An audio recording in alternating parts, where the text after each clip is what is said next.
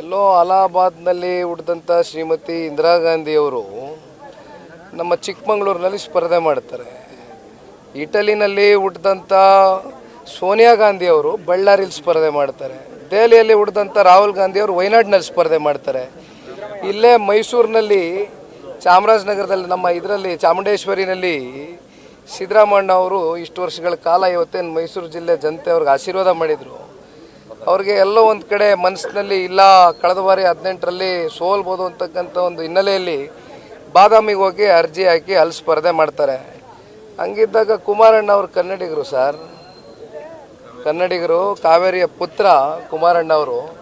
ಹಾಗಾಗಿ ಇದನ್ನು ಪ್ರಶ್ನೆ ಮಾಡ್ತಕ್ಕಂಥದ್ದಕ್ಕೆ ಕಾಂಗ್ರೆಸ್ ಪಕ್ಷಕ್ಕೆ ಯಾವುದೇ ನೈತಿಕ ಹಕ್ಕಿಲ್ಲ ಅಂತಕ್ಕಂಥದ್ದು ನನ್ನ ಭಾವನೆ. ಯಾಕೆ ಪದೇ ಪದೇ ನಿಖಿಲ್ ಅವರು ಮತ್ತೆ ಕುಮಾರಸ್ವಾಮಿ ಅವರನ್ನ ಕಾಂಗ್ರೆಸ್ ಟಾರ್ಗೆಟ್ ಮಾಡ್ತಿದೆ?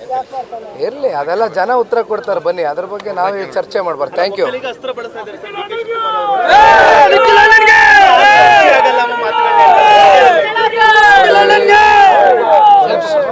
ನಿಮಿಷ. ಈಗ ಕುಮಾರಣ್ಣ ಅವರು ಅಧಿಕಾರದಲ್ಲಿ ಇದ್ದಂಥ ಸಂದರ್ಭದಲ್ಲಿ ಅಥವಾ ದೇವೇಗೌಡರು ಸಾಹೇಬರು ಅಧಿಕಾರದಲ್ಲಿ ಇದ್ದಂಥ ಸಂದರ್ಭದಲ್ಲಿ ಎಂದು ಕೂಡ ಯಾವುದೇ ಒಂದು ಜಾತಿ, ಒಂದು ಸಮುದಾಯ, ಒಂದು ವರ್ಗಕ್ಕೆ ಸೀಮಿತವಾಗಿ ನಾಯಕತ್ವವನ್ನು ಈ ರಾಜ್ಯದಲ್ಲಿ ಅವತ್ತು ಮಾಡಿರ್ತಕ್ಕಂಥದ್ದಲ್ಲ. ಹಾಗಾಗಿ ಇವತ್ತು ಈ ರೀತಿಯಾದಂಥ ಮಾತುಗಳು, ಈ ರೀತಿಯಾದಂಥ ಹೇಳಿಕೆಗಳಿಗೆ ಮಂಡ್ಯ ಜಿಲ್ಲೆ ಜನತೆ ಭಾಳ ಸೂಕ್ಷ್ಮ ಸ್ವಭಾವದ ವ್ಯಕ್ತಿಗಳು. ಇಲ್ಲಿರ್ತಕ್ಕಂಥ ಜನ ಅತ್ಯಂತ ಭಾವನಾತ್ಮಕ ಜೀವಿಗಳು, ಭಾಳ ಪ್ರಬುದ್ಧರಿದ್ದಾರೆ. ಇದನ್ನೆಲ್ಲ ಭಾಳ ಸೂಕ್ಷ್ಮವಾಗಿ ಗಮನಿಸ್ತಾ ಇದ್ದಾರೆ. ಸರಿಯಾದಂಥ ಸೂಕ್ತವಾದಂಥ ಸಂದರ್ಭದಲ್ಲಿ ಸೂಕ್ತವಾದಂಥ ಅಭ್ಯರ್ಥಿಯ ಗೆಲುವಿಗೆ ಜನ ತೀರ್ಮಾನ ತಗೊಳ್ತಾರೆ ಅಂತ ನನ್ನ ಭಾವನೆ. ಮಾತನಾಡುವಂಥ ಸಂದರ್ಭದಲ್ಲಿ ಮತ್ತೆ ಇನ್ನೊಂದು ಕಡೆ ಹೇಳ್ತಾರೆ, ಜಾತ್ಯತೀತ ತತ್ವವನ್ನು ಮರೆತಂತವರು ಕುಮಾರಸ್ವಾಮಿ ಅವರು ಇದ್ದು ಸತ್ತಂಗೆ ಅಂತ ಡಿ ಕೆ ಶಿ ಅವರು ಹೇಳಿದ್ದಾರೆ. ನೋಡಿ, 2019ರಲ್ಲಿ ಇದೇ ಕಾಂಗ್ರೆಸ್ ಪಕ್ಷದವರು 18ರಲ್ಲಿ ನೆನೆಸ್ಕೊಳ್ಬೇಕಾಗ್ತದೆ.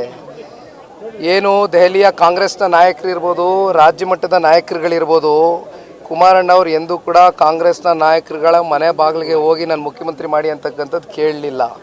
ಅವರೇ ಬಂದು ತರಾತುರಿಯಲ್ಲಿ 5 ವರ್ಷಗಳ ಕಾಲ ಸಂಪೂರ್ಣವಾಗಿ ನಿಮಗೆ ಬೆಂಬಲ ಸೂಚಿಸ್ತೇವೆ, ಈ ರಾಜ್ಯದ ಮುಖ್ಯಮಂತ್ರಿ ಆಗಿರಿ ಅಂತಕ್ಕಂಥದ್ದನ್ನು ಅವ್ರ ಮೇಲೆ ಒತ್ತಡ ಏರಿ ತದನಂತರ ಅವರು 19ರಲ್ಲಿ ಯಾವ ರೀತಿ ಮೈತ್ರಿ ಧರ್ಮವನ್ನು ಪಾಲನೆ ಮಾಡಿದ್ರು, ಮಂಡ್ಯದಲ್ಲಿ ಏನಾಯಿತು, ತುಮಕೂರಿನಲ್ಲಿ ಏನಾಯಿತು, ಅನೇಕ ಲೋಕಸಭಾ ಕ್ಷೇತ್ರಗಳಲ್ಲಿ ಏನೇನು ಆಯಿತು ಅಂತಕ್ಕಂಥದ್ದು ಇವತ್ತು ನಮ್ಮ ಕಣ್ಮುಂದೆ ಇರತಕ್ಕಂಥ ಒಂದು ಇತಿಹಾಸ. ಹಾಗಾಗಿ ಇವತ್ತು ನಾವೇನಾದ್ರು ಈ ನಿರ್ಧಾರ ತಗೊಂಡಿದ್ದೀವಿ ಅಂತಕ್ಕಂಥದ್ದಾದರೆ ಅದಕ್ಕೆ ಮೂಲ ಕಾರಣ ಕಾಂಗ್ರೆಸ್ನ ನಾಯಕರುಗಳು.